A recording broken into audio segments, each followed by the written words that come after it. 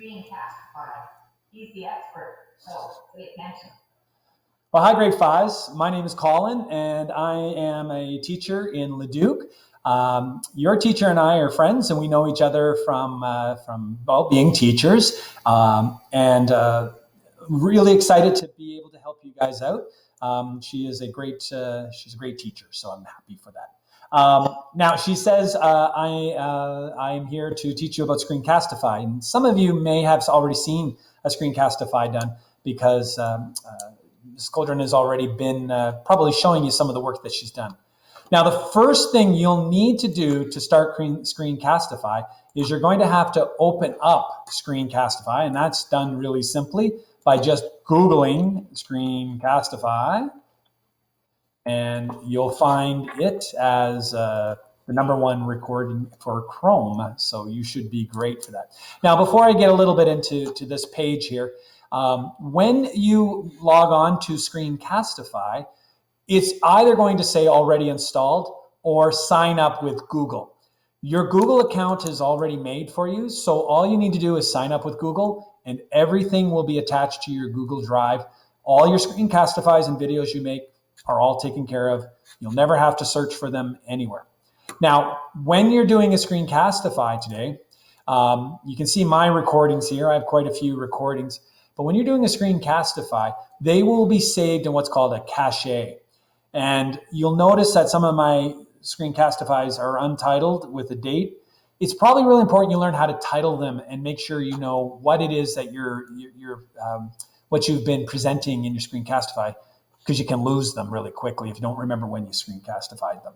So what is Screencastify? Well, it's a recording. It's a recording instrument that you guys can use quite nicely as a classroom to show your learning, present questions, and sometimes even do fun things like little plays or little acts. And I think you can use it in a lot of exciting ways. I'm just going to move me out of here for a while here, so you don't have to look at me. But Screencastify has some really cool tools, like this tool that shows you, highlights what you can do. And every time you start a Screencastify, you have these tools at your disposal.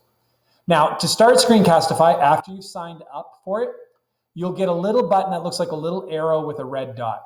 That is sort of your play button for this. When you hit it, you will, well, I'm recording one right now, so it doesn't look like it should when you hit it. It actually looks like this button when you hit it. All you need to do is hit record, and then as you hit record, it'll ask you to share your screen. You click on that. It'll give you 3 seconds before the recording begins. And as soon as the recording begins, you're good to go. When you're done with whatever it is you're recording, say it's your slideshow, a little later I'm going to show you about the Ring of Fire here, and I'll be able to guide you through the Ring of Fire in Japan and Hawaii and Vancouver Island, how they're affected by that. But once you're done with your Screencastify, you're going to need to stop it.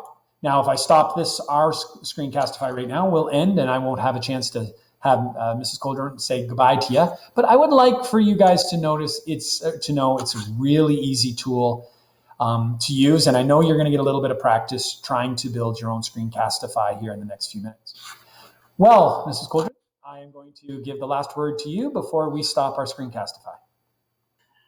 Thank you, Colin. This is going to be so much fun. I can't wait to use Screencastify. And thanks for showing up, and I'll see you later with the Ring of Fire. Can't wait. A little scary. Could be a horror show.